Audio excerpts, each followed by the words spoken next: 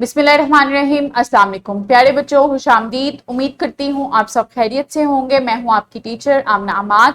जैसा कि आप जानते हैं हम बाब नंबर 6 पढ़ रहे हैं, सनती इनकलाब। आज का सबक पढ़ने के बाद बच्चे इस काबिल हो जाएंगे कि उन ममालिक की निशानदही कर सकें जिन्होंने सनती इनकलाब को अपनाकर माशी फायदा हासिल किया।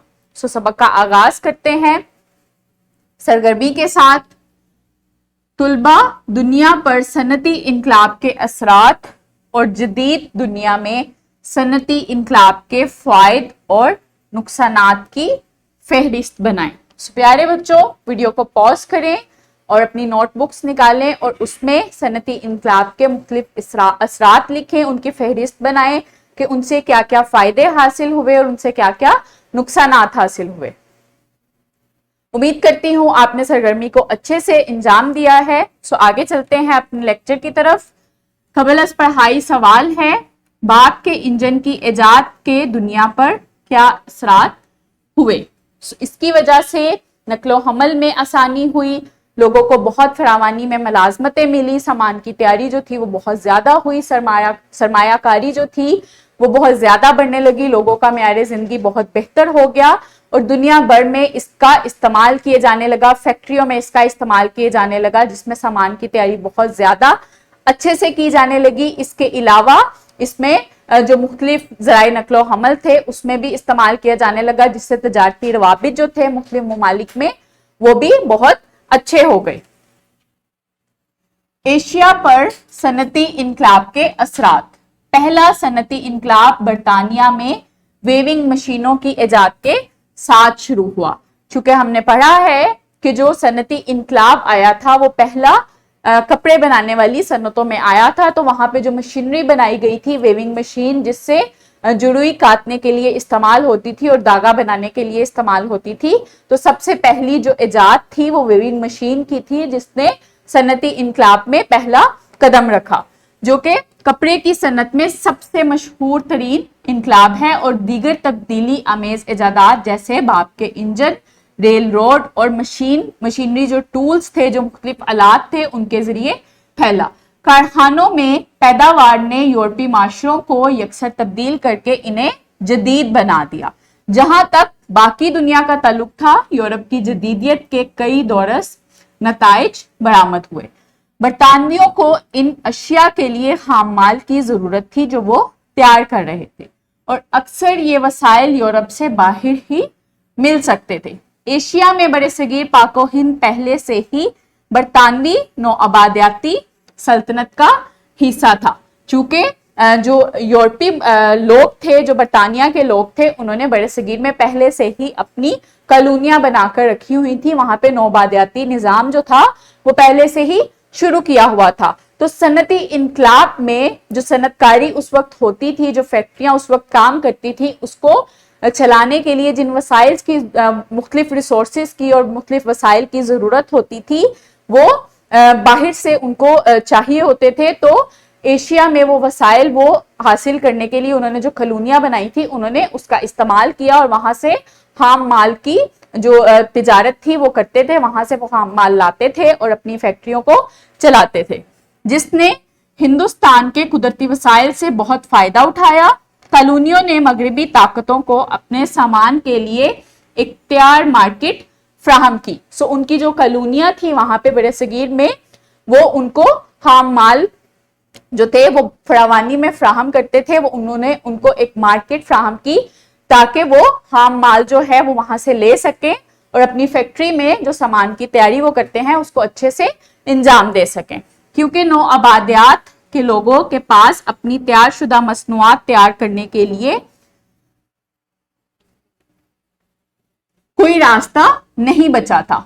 एशिया के सनती कारखाने ने बहुत वसी जो एशिया के सनती कारखाने थे वो बहुत वसी थे और इन पर कंट्रोल हासिल करना बरतानवी हुकूमत के लिए किसी अनाम से कम ना था।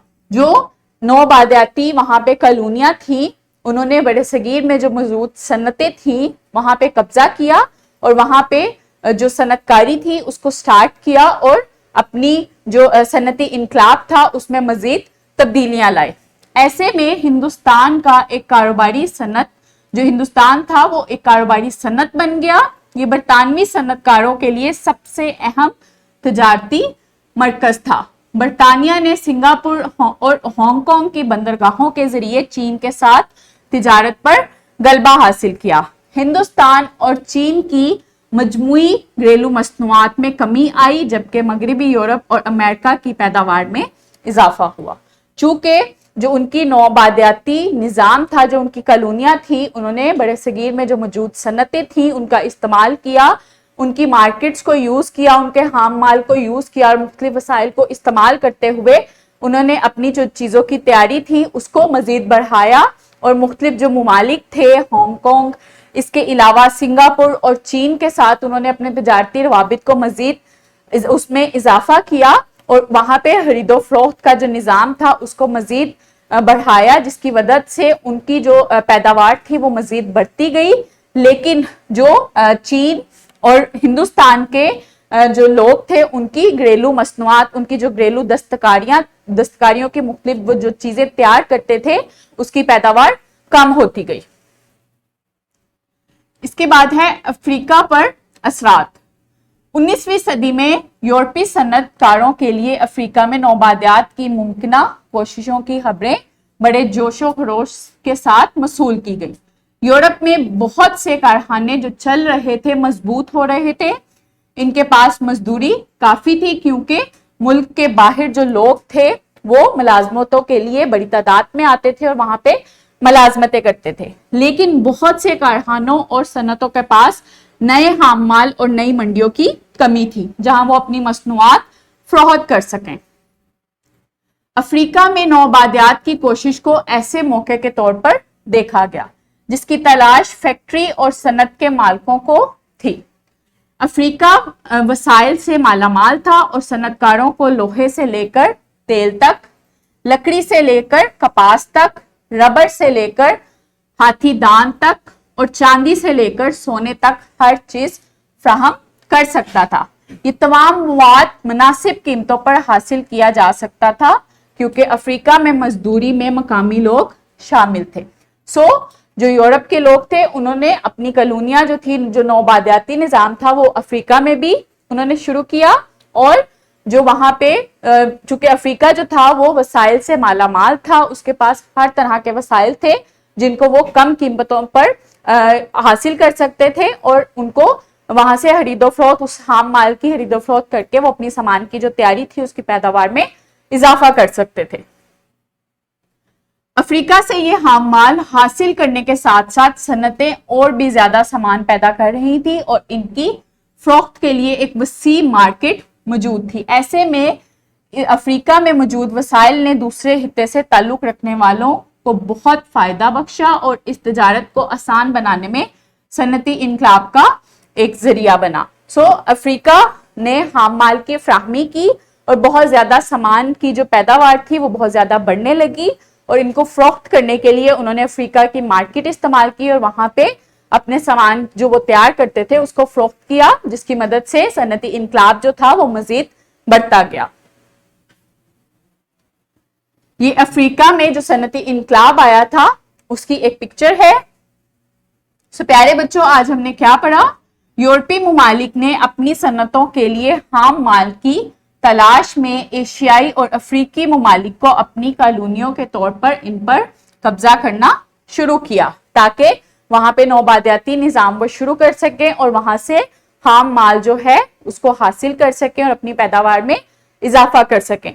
इस तरह से अफ्रीका और एशिया को भी फायदा हुआ और वहां पे भी सनती इनकलाब जो था वो आने लगा। प्यारे बच्चों, आपने इस सवाल का जवाब लिखना है। सनती इनकलाब ने एशिया की पैदावार को कैसे मुतासिर किया?